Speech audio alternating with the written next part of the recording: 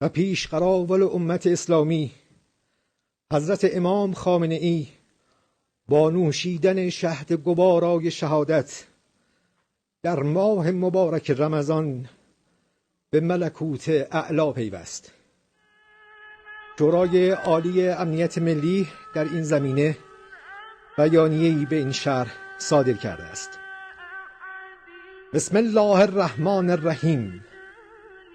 روح بلند پیشوای ملت بزرگ ایران و آزادی خواهان جهان و امت اسلامی، حضرت امام خامنه ای قدس الله نفسه الزکیه به ملکوت اعلی پیوست و به آرزوی دیرینه خیش رسید و به تأسی از جد بزرگوارش امام علی صلوات الله علیه و سلامه علیهما در ماه مبارک رمضان با سر دادن ندای آسمانی فست و به رب الکعبه به ساحت مقدس الهی واصل گردید و شهد گوارای شهادت را در این ماه مبارک نوش نمود.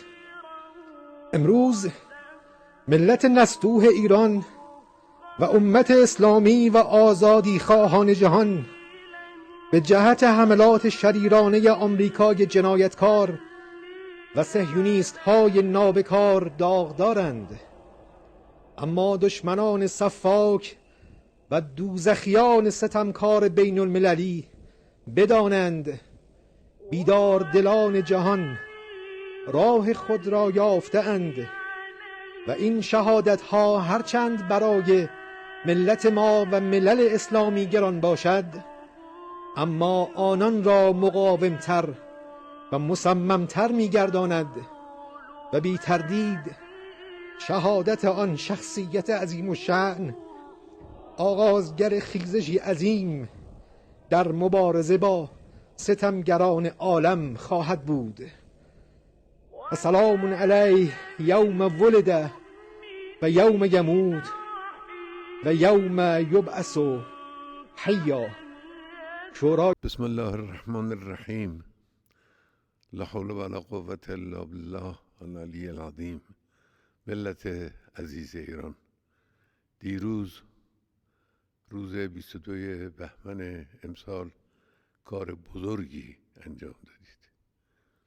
ایران رو سربلند کردید.